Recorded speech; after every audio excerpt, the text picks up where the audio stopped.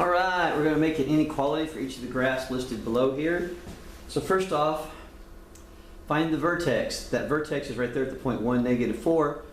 And notice that that first point right here, it does touch right there. That's why it's a little green thing. I know it's going to be an a value of 1 because it went up 1 over 1 to this particular point where it crosses exactly like right there. There's a little trick that works just for the a value on these x squareds.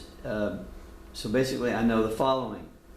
It's a horizontal liar, so I have a picture of a pretty woman up there, the horizontal liar.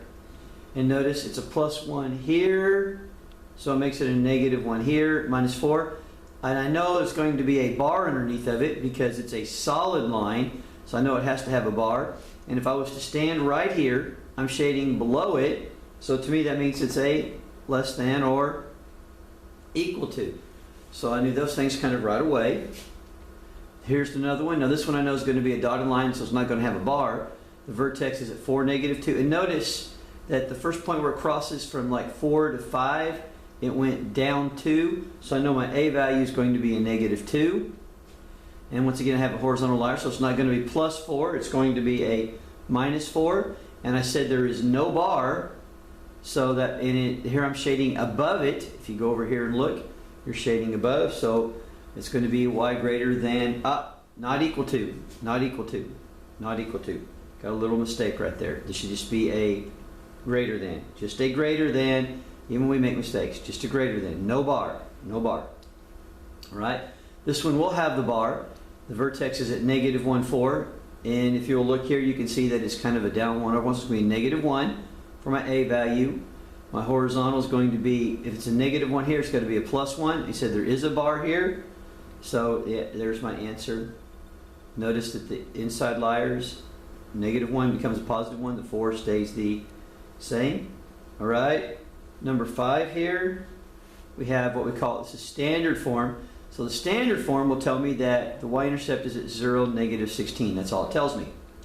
So I know at 0, 16, that should be -16 right here, -16. All right, -16. Anyway, here we have, this is factor 16. We get 16 and 1, 8 and 2, 4 and 4. Because what I'm going to do is factor this, so I can find the x-intercepts. Which of these numbers makes the middle one? Well, the 8 and 2. So then I know x minus 8, x plus 2 are factors, because the larger number always matches the middle sign. And I would have to subtract 2 from 8 to get 6, and 8 times 2 is 16. So therefore I know my x-intercepts are at 8 and -2. So I can put dots there at 8 and -2. All right. So I put those over there. Now then I also know that my axis of symmetry is at -b over 2a. So if I was to go up here and do negative and -6 over 2 times the 1, because that would be the a value is a 1. If there's no number there, it's 1. That makes it a +6 over 2, which makes the answer 3. So I know that the axis of symmetry is at 3. All right.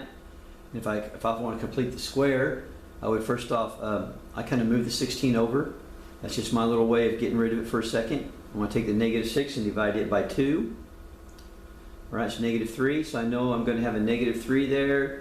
So I know I'm going to have an x minus 3 in my parentheses. I had to add 16, which is 25. Then I'll have to minus the 25 back to put it in that vertex form. So therefore I know the vertex is at 3, -25. 3, -25. Or you could have just gone up here and put a 3 into the problem and found it's also at what, -25. That's the other way to kind of work that. And there we have that graph right there that we have just graphed that particular function. We found it in standard form, we had it in factored form, and then vertex form was on the other page right there where we found the 3, -25.